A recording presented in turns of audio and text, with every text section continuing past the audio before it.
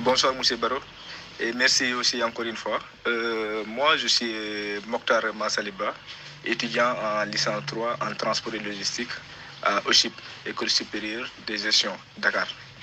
J'aimerais clarifier une chose. Les étudiants ne disent pas qu'ils ne veulent pas codifier, mais juste ils veulent une assemblée avant les codifications. Donc aujourd'hui, tôt le matin, la majeure partie des étudiants se sont rencontrés au niveau de la rue 39 pour dire non à la codification avant l'AZ. Et aujourd'hui, j'ai entendu le président dire que c'est un petit groupe restreint, un petit groupe, d'accord, mais un groupe plus de 400 étudiants qui ont signé d'ailleurs une pétition. Plus de 400 étudiants, ils ont signé une pétition en disant nous voulons une assemblée avant les codifications. Je crois que ce qu'ils devraient faire aujourd'hui, c'est d'abord d'essayer d'écouter les étudiants, parler les étudiants avec respect, avec modestie, parce que quoi qu'on puisse dire, il est toujours le président de l'ARK au moment où nous discutons. Il avance des propos qu'il ne maîtrise même pas. Peut-être, en tout cas moi, on ne m'a pas éduqué comme ça. Ma famille, on ne m'a pas éduqué comme ça.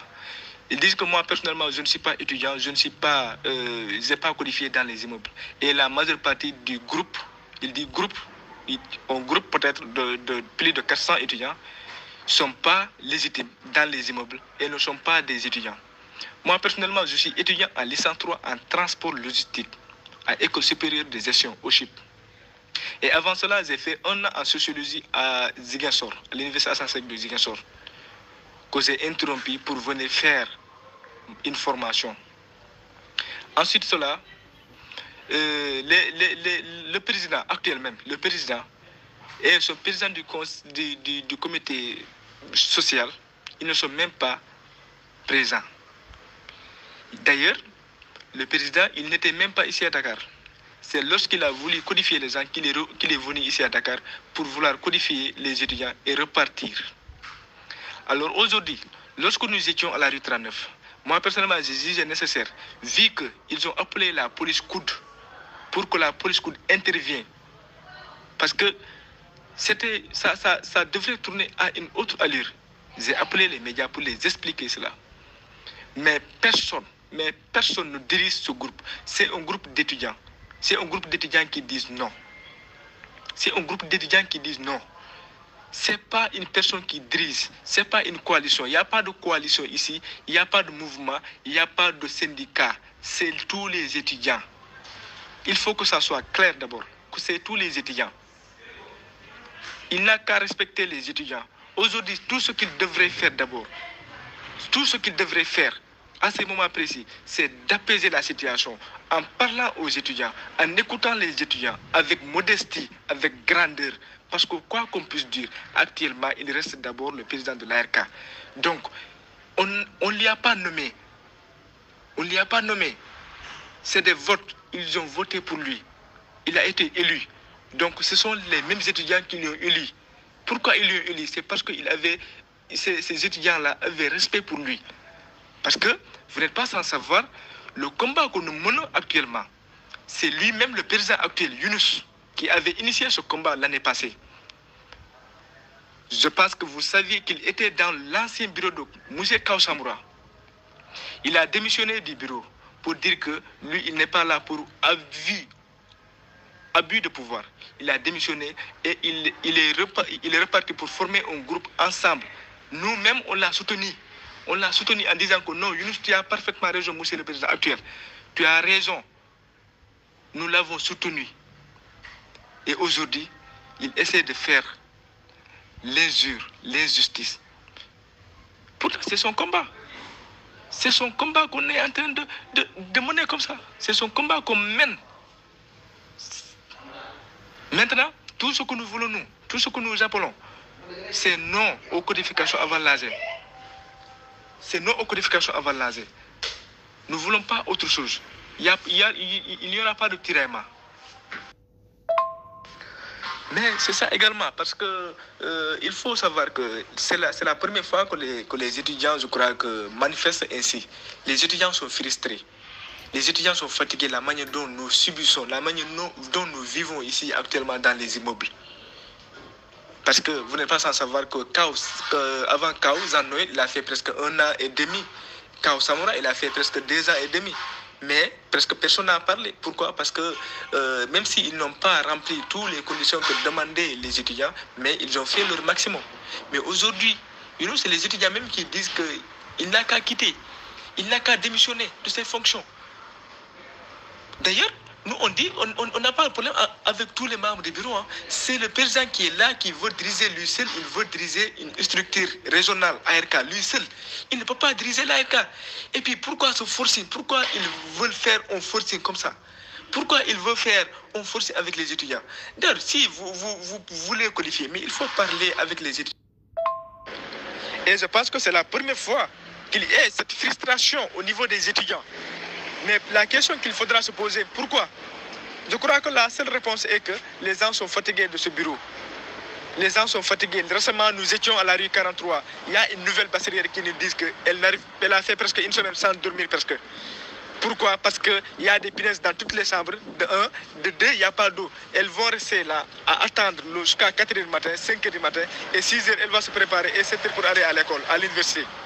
Vous croyez que ces nouvelles-là et ces nouveaux-là peuvent vivre ainsi? Mais attendez, un bureau qui est fictif ne peut pas régler certains problèmes parce qu'ils ne savent pas le problème que vivent les étudiants. Ils ne savent pas qu'est-ce que nous vivons exactement. Le président, il est parti à Kédougou actuellement, il n'est même pas présent pour faire de la politique, je ne sais pas quoi, à Kédougou. Mais attendez, aujourd'hui, je crois que l'ARK, une structure comme ARK, ne mérite pas un président ainsi. Parce que vous n'êtes pas sans savoir, l'ancien bureau de Kao Samura, il avait commencé un combat noble d'ailleurs, pour la population, pour la jeunesse de Kédougou, pour les étudiants. Malheureusement, le bureau arrivé, le nouveau bureau de Younous, ils sont venus. Lui, personnellement, il s'est fait ami avec ces gens-là. Il s'est fait ami avec les sociétés minières. Il s'est fait ami avec tout. Pourquoi? C'est parce qu'il va avoir quelque chose. Il en gagne quelque chose. Et nous n'avons pas besoin des gens ainsi pour diriger une structure. Parce que quoi qu'on puisse dire, aujourd'hui, un président de l'ARK, un bureau de l'ARK, doit s'engager non seulement pour les causes estudiantines, mais aussi pour la population de la région de Kédougou. Parce que, quoi qu'on puisse dire, les étudiants aujourd'hui, si une fois ils se révoltent en étant contre une chose, je crois qu'ils vont réussir. Et aujourd'hui, la première chose qu'on doit se révolter d'abord, c'est la manière dont vive la population. C'est la manière dont vivent les gens dans la région. Dans la région d'abord. Mais il faut prendre acte de cela. Il ne faut pas seulement se focaliser aux étudiants, mais il faut d'abord parler, il faut d'abord voir, il faut d'abord discuter avec tous les élus locaux pour apporter quelque chose à la population, mais aussi aux étudiants. Aujourd'hui, ils parlent de parcelles, mais parcelles, ça ne veut pas dire maison. On peut avoir un terrain, oui, mais il faut dire la vérité aux gens. On peut avoir un terrain aujourd'hui, mais ce terrain, est-ce qu'il sera construit d'ici 1 an, 2 ans? Non. Alors que chaque année, les étudiants, le nombre d'étudiants cesse d'augmenter. Chaque année, le nombre d'étudiants augmente. Tout ce qu'on peut faire actuellement, c'est de sortir des immeubles d'abord. Et après, le terrain, certes, on va avoir un terrain. Ça, c'est sûr et certain si nous sommes engagés, nous les étudiants. Si nous sommes engagés, et je crois qu'actuellement, les étudiants que je vois là, c'est des gens qui sont déterminés, c'est des gens qui sont engagés, et c'est des gens qui sont prêts à partir au-delà pour réclamer de leurs droits. Et une parcelle est possible. Mais s'ils n'ont pas eu de parcelle, ils n'ont qu'à laisser ça là-bas. Au nouveau bureau arrivant, ils vont gérer cela. Le gouvernement, c'est une continuité. Eux seulement, ils ne peuvent pas dire qu'ils vont régler tout. Ils n'ont même pas réglé quelque chose d'abord. Nous, on n'a rien vu ici. Ils n'ont même pas réglé quelque chose. Donc, tout ce qu'on veut, c'est qu'ils n'ont qu'à partir, qu'ils n'ont qu'à rendre, aller organiser une assemblée. C'est très simple. Pour qu'il n'y ait pas de problème. Pour qu'il n'y ait pas de problème qui peut dégénérer demain. Et aussi, toujours le président qui nous dit qu'ils ne peuvent pas organiser une assemblée parce que les étudiants n'ont pas de carte. Mais ce n'est pas une raison. Ce n'est pas une raison de ne pas organiser une assemblée. Concernant la parcelle, nous aurons la parcelle. Que ce soit eux ou bien sans eux, les étudiants de la région de Kédougou auront une parcelle, auront une maison à Dakar. Ça, c'est ça qu'il faut savoir. S'ils ont des problèmes, ils n'ont qu'à laisser les problèmes. Le gouvernement, c'est une continuité. C'est une continuité. Ils n'ont qu'à laisser ça. Ils n'ont qu'à laisser le nouveau bureau s'occuper de ces choses. Voilà, pour cela, il dit que je ne suis jamais, il a dit bien, jamais codifié dans les étudiants. Je ne sais pas alors pourquoi et comment je peux rester dans les immeubles plus de 3 ans dans les immeubles sans codifier. Donc aujourd'hui, si ça a été une interview télévisée, j'allais montrer tous mes documents en disant que j'ai toujours codifié, mais aussi que je suis inscrit régulièrement dans mon école. Mais toutefois, une fois à Kédougou, je vais vous montrer mes preuves en vous accordant une interview ensemble. Tout ce qu'il faut savoir, actuellement, ce n'est pas un combat de Mokhtar ou bien de Samba ou de Demba, c'est un combat de tous les étudiants. Donc, il n'est pas question de prendre le combat ou bien de dire que c'est une seule personne qui mène le combat. Je ne suis pas seul. C'est tous les étudiants. Il n'y a pas un groupe, comme je l'ai dit.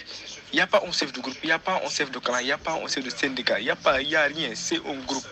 Seulement, j'ai pris l'initiative aujourd'hui de vous contacter, de contacter les médias pour les faire savoir la situation actuelle des étudiants au niveau de Dakar.